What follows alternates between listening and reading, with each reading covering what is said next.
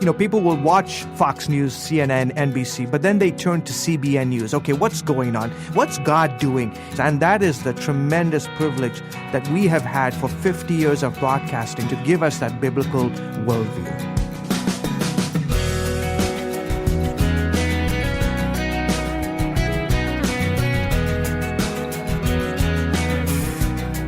Welcome, everyone, to this week's edition of First Person. I'm Wayne Shepherd, and my guest this week is CBN News anchor George Thomas.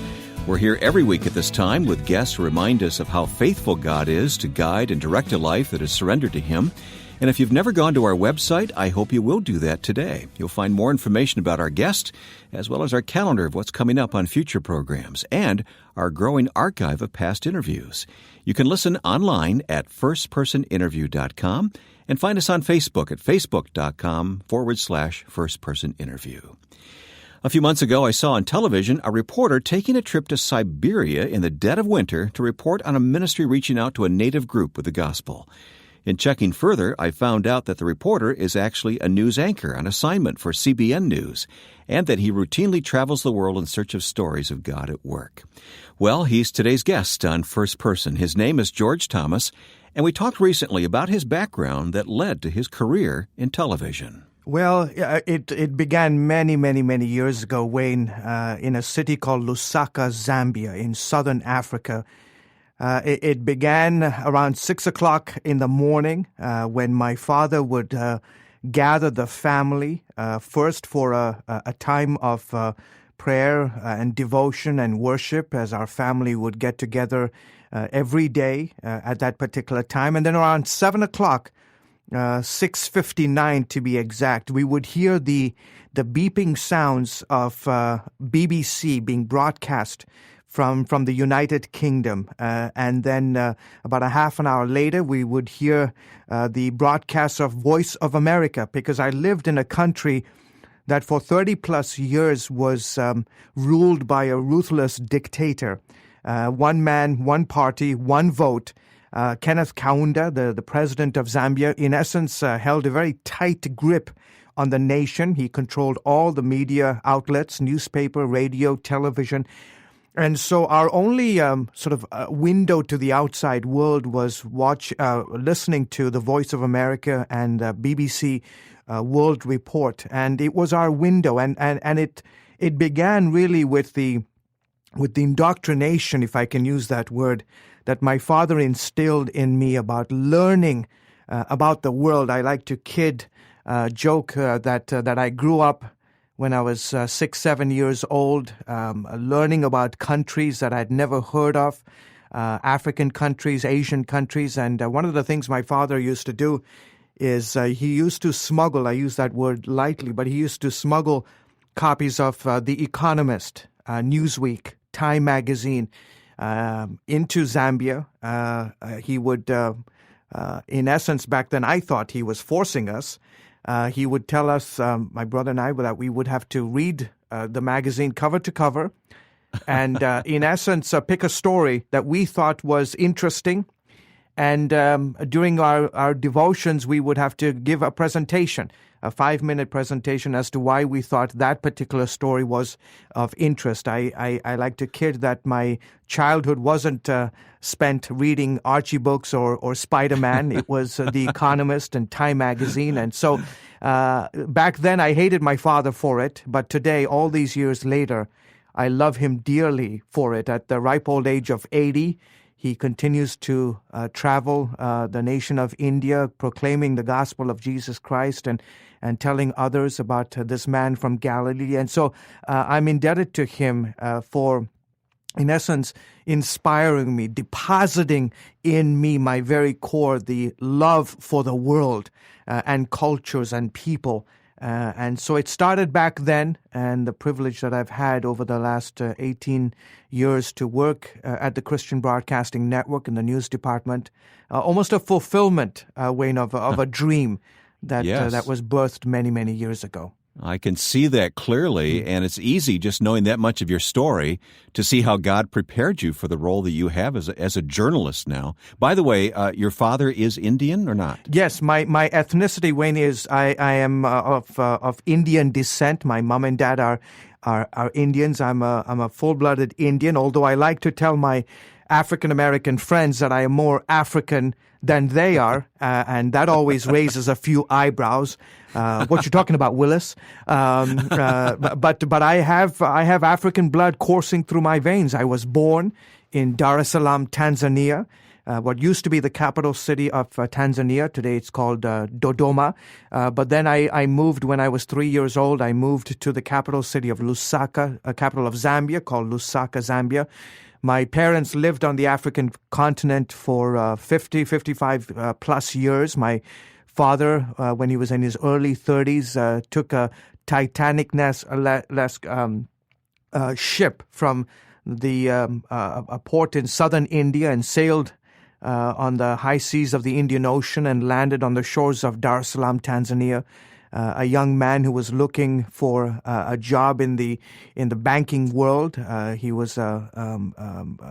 graduated with a degree in economics and in essence started his life, his career in the banking world, and did that for 60 plus years until several years ago decided that he wanted to do something completely different. And so he and my mom moved back to India after so many years on the African continent and decided to go into full-time ministry. Now runs a Christian non-governmental organization at the ripe old age of 80, travels, works about 65 to 75 hours a week, traveling, helping to build schools and hospitals and orphanages and in different parts of India. But yes, I'm a boy of the African continent, and that's my homeland. Although the United States is obviously now my home, but my ethnicity is Indian, born and raised in Africa. I so appreciate hearing that part of your story. It's got to be a dream come true for you then to roam the world the way you do for CBN News and do the kinds of work that you do.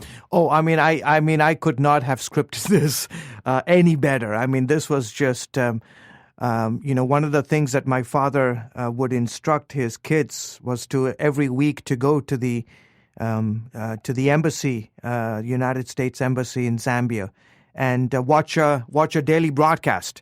News from the United States, and I grew up those early years watching a smashing young man co-anchor ABC News from Manhattan. His name was Peter Jennings.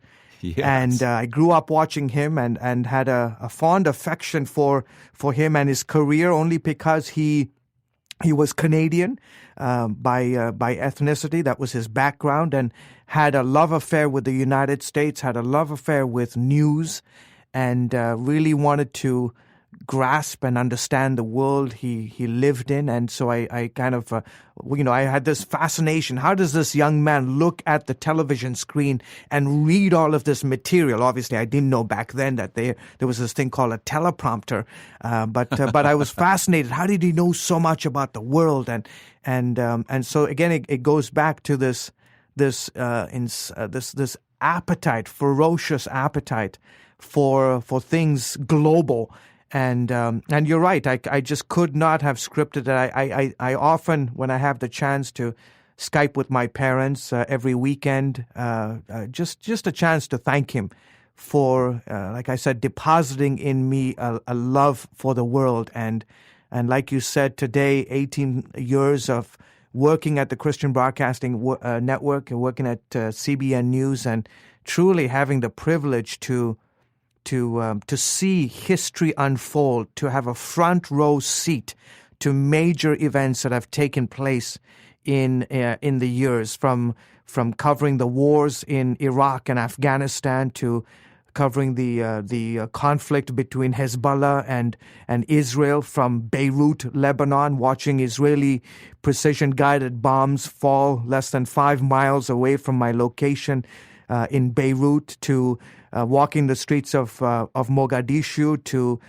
seeing the collapse of the Taliban in Kabul, Afghanistan, to see the fall of Saddam Hussein in Baghdad, Iraq, to going to Siberia and covering what God is doing in some of these remote parts of the world. So I'm truly blessed in that sense. Well, George, do you find that your ethnic background and the fact that you grew up in Africa, does that help you around the world? Because you don't look like an American coming off. I mean, is that helpful as a journalist? I discovered this pretty much when I landed in Baghdad several days after the fall of the Saddam Hussein regime. And in fact, a similar experience in Kabul, Afghanistan, and other Middle East countries and in conflict zones. What I realized very quickly, what I discovered was that not so much my African background, but my Indian descent, my Indian ethnicity, that was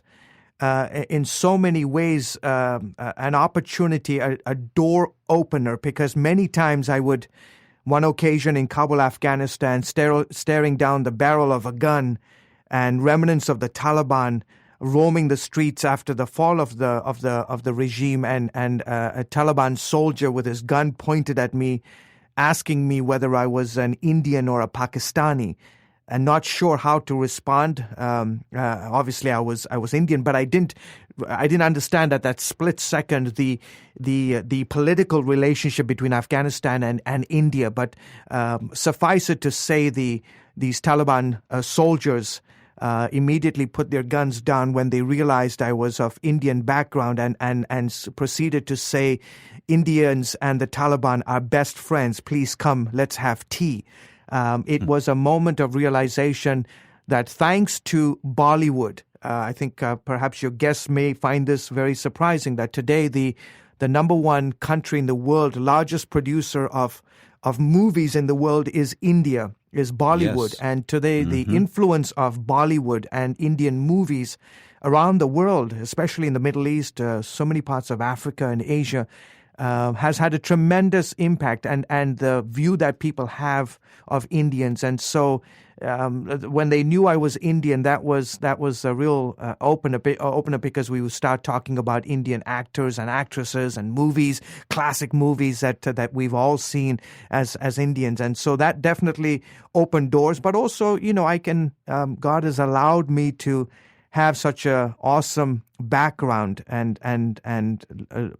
a sort of a multi-ethnic background, and the chance to go into some of these very difficult places and blend in and be able to adapt in these situations I can't tell you, Wayne, the number of times I have been very close to losing my life. If it wasn't for the fact that obviously God was protecting me, people back home were praying for me. But truly, the fact, if I was not an Indian of my color and my background, I don't think I would be alive today. A very interesting personal story with CBN News anchor George Thomas. More coming up in a moment. When you join us next week on First Person, you'll hear the testimony of well-known theologian Dr. John Whitcomb. Well, in the mercy of God, we just wonder, Lord, sometimes you wake up saying, how could all this be? Then you settle down for a moment and say, that's right. God doesn't lie to us. He has a reputation for speaking absolute, final, ultimate truth. Thank God. The co-author of The Genesis Flood, Dr. John Whitcomb, next time on First Person.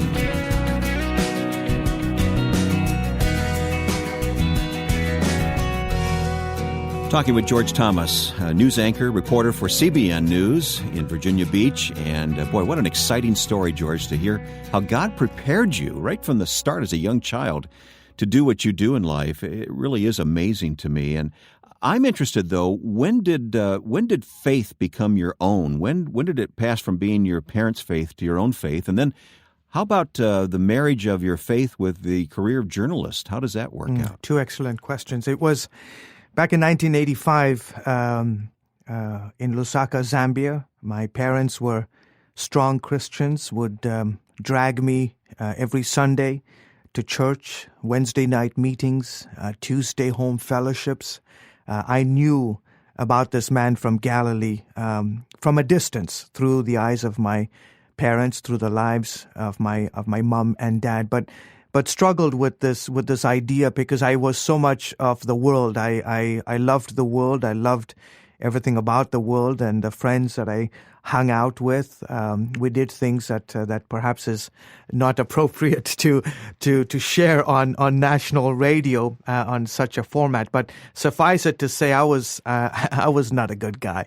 And it was in 1985 when a well-known evangelist who has traveled the length and breadth of the African continent decided to do a week-long crusade in Lusaka, Zambia.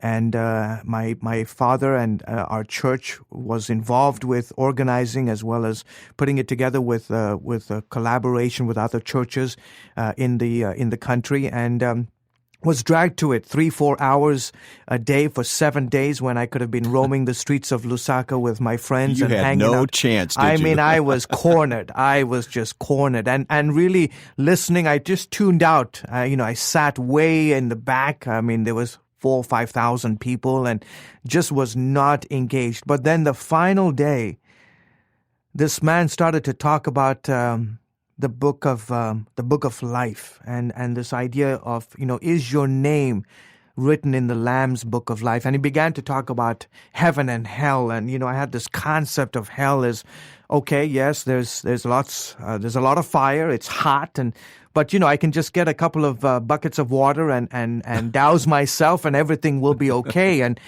it wasn't a very real place to me, but he would ask the question, is your name written in this Lamb's book of life? And I was not sure, and I was not certain, and I wasn't.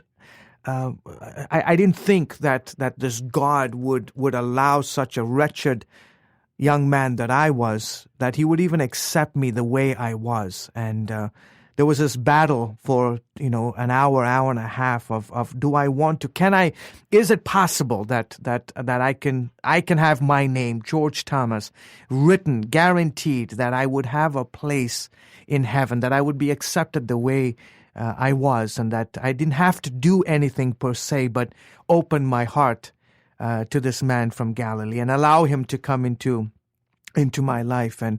And long story short, I ended up walking to the front of this crusade, and even then, I was not convinced, because I was asking God, if this is real, if you are real, if you really think I am worthy of having my name put in this book and having a guarantee that I can go into heaven, I need you to show up. I need you to physically, audibly, something. You need to do something to convince me. And so I made this journey down to the front, not convinced 100% that he was willing to put my name in this book, to accept me the way I was. And the evangelist would continue to talk and said, we prayed the sinner's prayer, but nothing was happening. And he was getting ready to usher, 700-800 of us who had walked down the aisle saying, go and talk to some of these counselors and they'll get your information, they'll pray with you.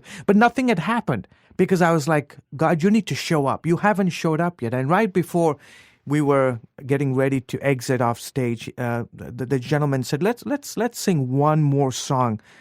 And the song was this famous Billy Graham song that he sings, that he used to have the choir sing at the crusades all around the world, Just As I Am.